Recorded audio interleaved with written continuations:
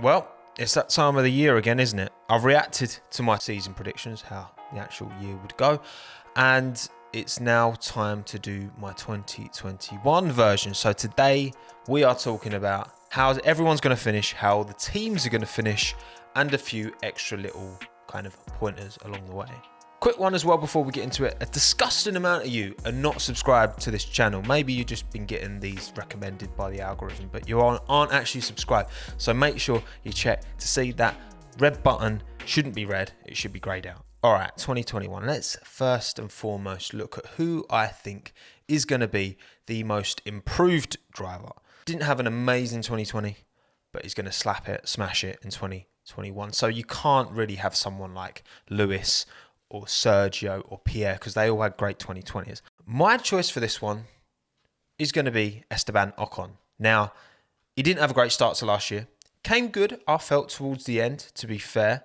Picked up a couple of quali victories over Daniel Ricciardo. All in all, I felt like he did improve over the course of the year, but he was getting a lot of stick generally throughout the season. And fair rightly so, like Daniel Ricciardo very much had the measure of him.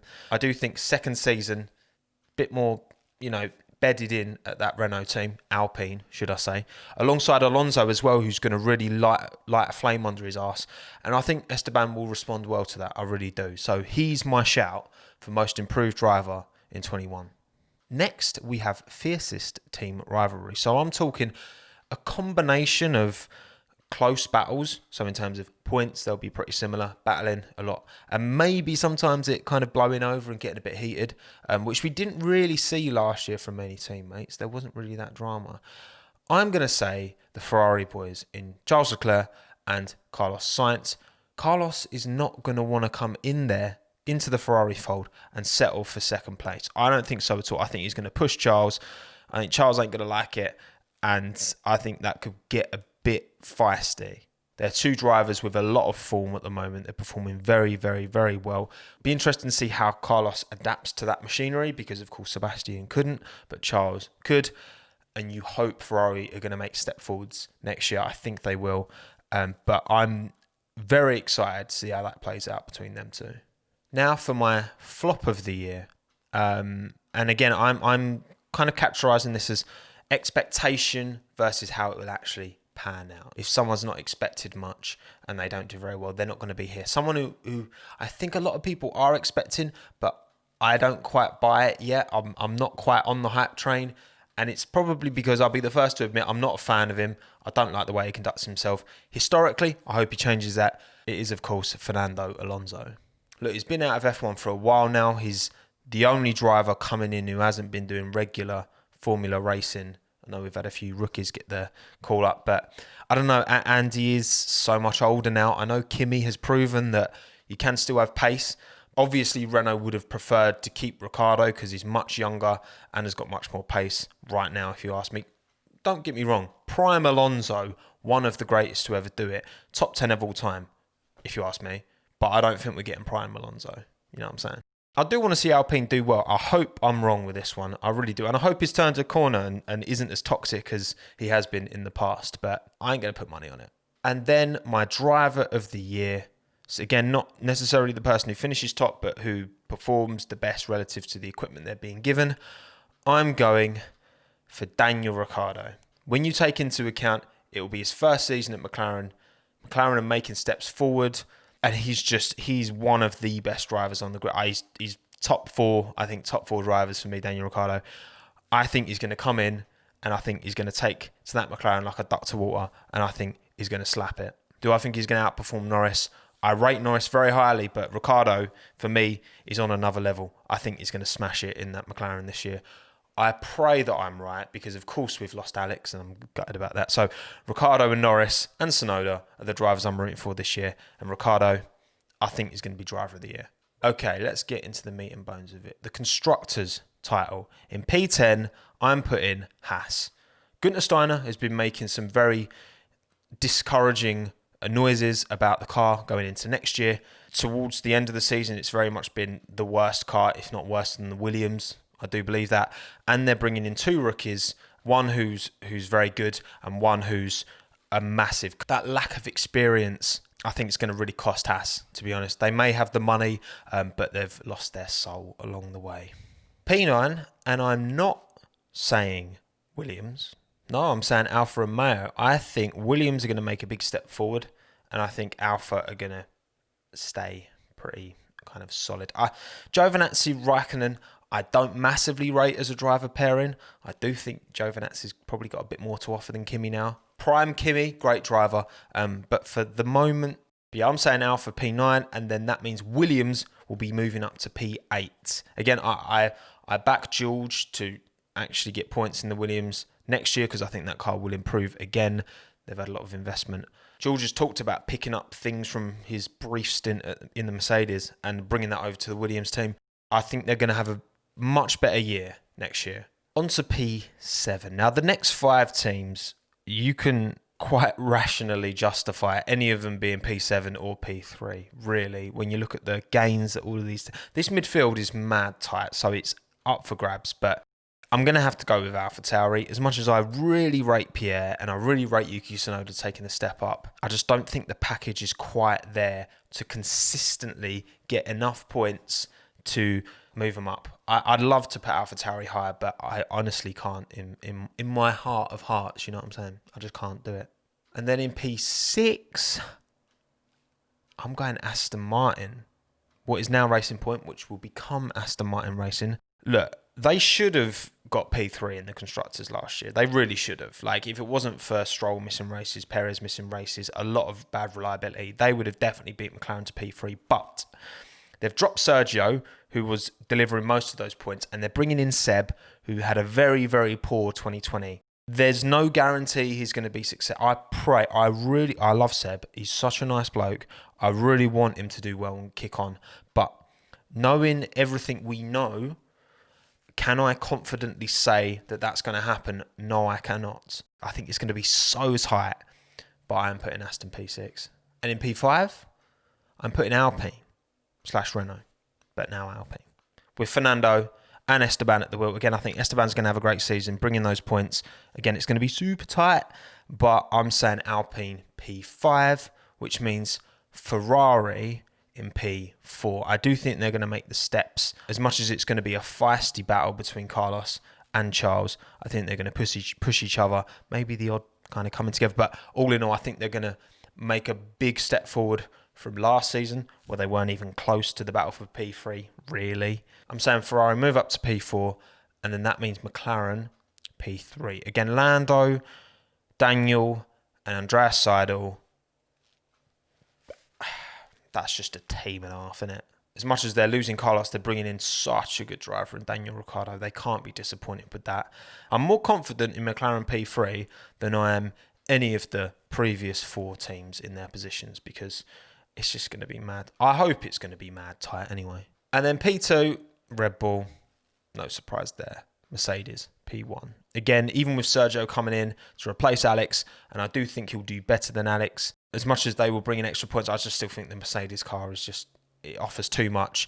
The package of Lewis and that Mercedes is too much. I think Verstappen will put up a fight against Valtteri for sure. Again, I think it'll be closer than it was this year, just gone, but I still think it'll be the standard Mercedes 1, Red Bull 2. And then to the drivers. So I've put Haas P10. So no surprise, we've got Mazepin P20, Schumacher P19. Regardless of the off-track behaviour that in any typical workplace would get you sacked or at least heavily disciplined, I don't think Mazepin deserves the privilege of racing in Formula 1, but regardless, he was P6. Yeah, he won a couple of races. I think he's got talent for sure. To win in F2 at all, you need some talent, but I don't think he's going to do well. I really don't. And Schumacher P19, just because, again, that Haas package I don't think would deliver. He's definitely a better driver than Mazepin. I am buzzing to see a Schumacher back in F1 for sure. P18, Latifi. Again, Williams will move on, but I still think Latifi is one of the weakest drivers. Sorry, Nicholas. I hope he improves, because obviously he's had a whole season now. He's no longer a rookie to bed into that team. And then P17, I'm saying Kimi Räikkönen. Again, I feel like his performances kind of fell off towards the end of last year. He will have this odd good race where he has an amazing start and pulls through, but throughout the consistency required for a season, I don't see Kimi delivering, I'm afraid. P16, I'm saying Giovinazzi again. Russell, Giovinazzi, it could be either way, to be fair. I don't really see much. Russell's the better driver, but the Alpha package typically is better, but I think George will overperform in that Williams. P15, George Russell, I'm saying he'll pick up some points, which will put Williams P8. And yeah, we'll see. I don't want to curse it, George. I'm just not going to say anything more, mate. P14, I'm saying Yuki Tsunoda. It's very difficult to rate Yuki again. I think that AlphaTauri package, even if it has moved forward, how has it moved relative to all the other midfield teams where it's so tight there? They're going to have made some big step-ups to give Yuki and Pierre a seat that can really challenge. Yeah, I'm saying Yuki P14. But good luck, Yuki. You know how much I love you, mate. You're my boy. P13, I'm saying Lance Stroll. As much as I do think he's improved a lot this year, he's also been very inconsistent. He just comes across at times very immature, Lance Stroll. Just very stroppy in his interviews and that. And I think he lets the emotion get the better of him too much. I think that will come with time. But right now, he's still very young. He's still got a long way to go. But yeah, I'm saying P13 Stroll. P12, I'm saying Fernando Alonso. I hope I'm wrong, but I think he'll struggle to get up to speed. I know how good Fernando is and was at his peak. Is he still at that level? I don't think he is. Could I be wrong? Yes, I could. Fernando Alonso fans, chill out, all right? It's not that deep.